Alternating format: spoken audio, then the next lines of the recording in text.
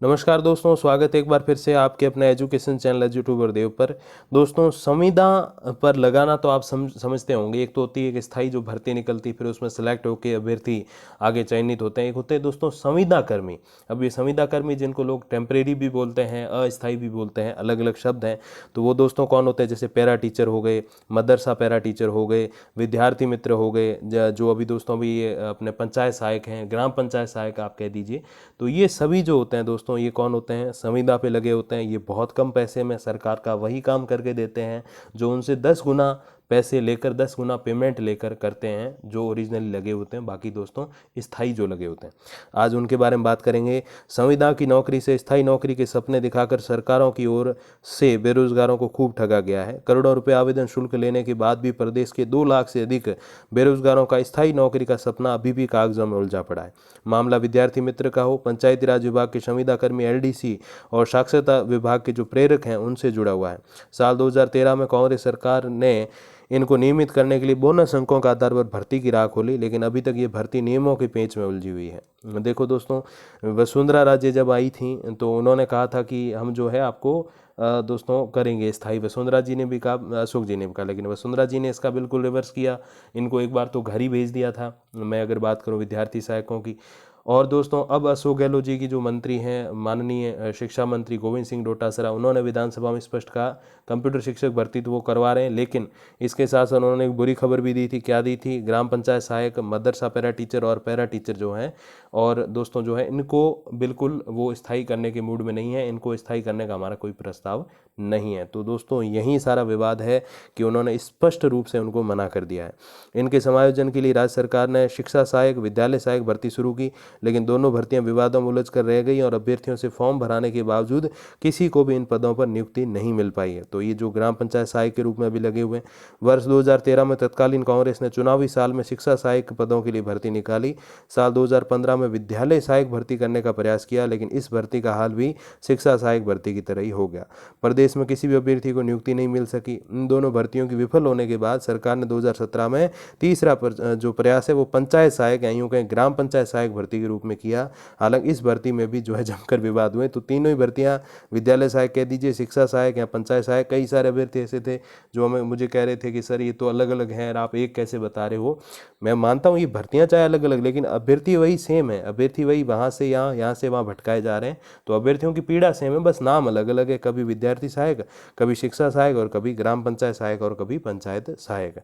और हालांकि इस भर्ती में विवाद हुए दोस्तों, बावजूद इसके सरकार 70% से अधिक विद्यार्थी मित्रों को इस भर्ती में समायोजित करने में सफल रही। लेकिन पंचायत सहायक के पद पर समायोजन हो जाने के बाद भी विद्यार्थी मित्रों को स्थायी नौकरी मिलने का आज भी इंतजार है, क्योंकि सरकार इन्हें स्थायी नौकरी देने की बजाय विद्यार्थी मित्र योजना की तरह ही पंचायत सहायक भर्ती नियत मानदेय पर अस्थायी तौर पर नौकरी दी है। जबकि तकरीबन 8 वर्ष के लंबे समय तक अस्थायी तौर पर ये सभी विद्यार्थी मित्र के रूप में स्थायी नौकरी के आस में काम कर चुके हैं। दोस्तों मैं एक ऐसा ही छोटा सा उदाहरण बताऊं तो कई सारे राजीव गांधी विद्यालय हैं, वहाँ पर एक शिक्षक ऐसा लिया था जिन्होंने ज़मीन दी थी, अपनी ज़मीन में विद्यालय खुलवाया। आज से काफ़ी साल पुरानी मैं बात कर रहा हूँ।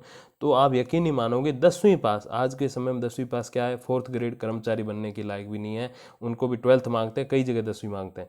तो वहाँ उनको वहाँ नौकरी दी गई, 9 साल बाद उनको स्थायी किया गया और आज वो 30 से 40 हज़ार पेमेंट उठा रहे हैं 3rd ग्रेड टीचर की जो वो ग्रेड में। और आज उनको आप ये पूछ लो ना कि भारत के जो अभी जो राष्ट्रपति है रामनाथ कोविंद जी, इससे पहले कौन थे? प्रतिभा पाटिल थी, अब्दुल कलाम थे, या फिर जो प्रणब मुखर्जी थे। तो उनको ये तक नहीं पता है, और वो आज कितने 30 से 40 हज़ार रुपये उठा रहे हैं और बेरोजगार बैठे हैं। उनसे कहीं ज़्यादा पूरा हिस्ट्री बता दें आपको खड़े खड़े, लेकिन उनको नहीं ले रहे।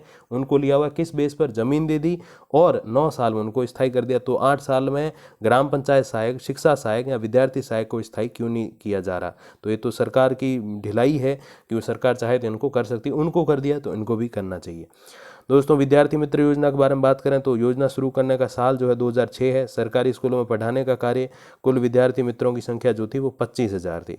फिर सरकार ने 2014 में इस योजना को बंद कर दिया। 2013 में शिक्षा सहायक भर्ती शुरू की गई, पदों की संख्या 33,500, आवेदक 10.5 लाख।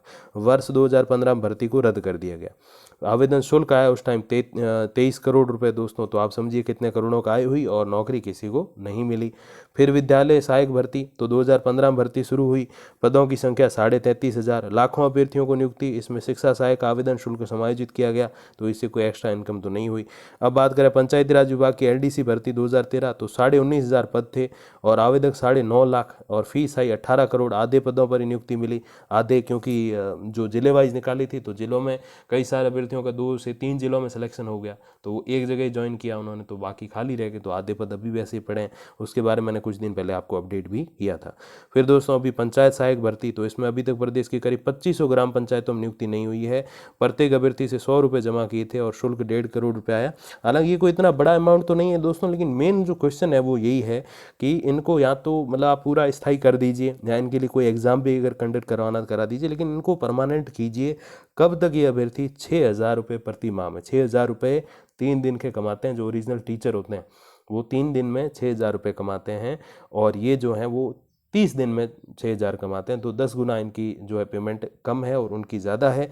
तो अब 9 साल इनकी सर्विस होने वाली, 8 साल हो गए, तो डेफिनेटली इनको करना चाहिए दोस्तों स्थायी। अब एक्सपर्ट्स क्या कहते हैं देखिए जरा। उच्च न्यायालय के अधिवक्ता संदीप कलवानिया का कहना है कि किसी को कई वर्षों तक अल्प मानदेय पर रखकर उसे सेवा मुक्त करना उचित नहीं है। सरकार को युवाओं को अस्थायी नौकरी देने के बजाय स्थायी नौकरी देने की कोशिश करनी चाहिए। अस्थायी नौकरी और कम मानदेय के कारण युवाओं में निराशा बढ़ती है, फिर अपराध की भावना भी आती है, ये भी सरकार ध्यान रखे। और सरकार भर्ती निकाल देती है, आवेदन जमा करके फीस के नाम पर करोड़ों रुपए ले लेती है, जो कि गलत है। सरकार को अटकी भर्तियों को पूरा करने के लिए रणनीति बनानी चाहिए, जो कि बनती नहीं दिख रही, उल्टा ही तो सीधा मना ही कर रहे हैं डोटासरा साहब के, बस हम तो उनको स्थायी करेंगे नहीं। तो दोस्तों ये सारी अपडेट आपके सामने, बाकी कोई भी अपडेट आएगी। और जगह जगह आंदोलन हो रहे हैं अभ्यर्थियों के द्वारा, जो पैरा टीचर्स हैं, मदरसा पैरा टीचर संघ हैं उनके द्वारा, और दोस्तों जो ग्राम पंचायत के ऊपर जो लगे हुए हैं ना पंचायत सहायक, उन सब के द्वारा जगह जगह आंदोलन हो रहे हैं। अब देखिए कि इन सब का नतीजा क्या निकलता है और कब तक डोटासरा साहब मानते हैं। देखिए दोस्तों जो भी अपडेट आएगी आधिकारिक रूप से आप तक पहुंचा दूंगा। तब तक के लिए धन्यवाद, नमस्कार।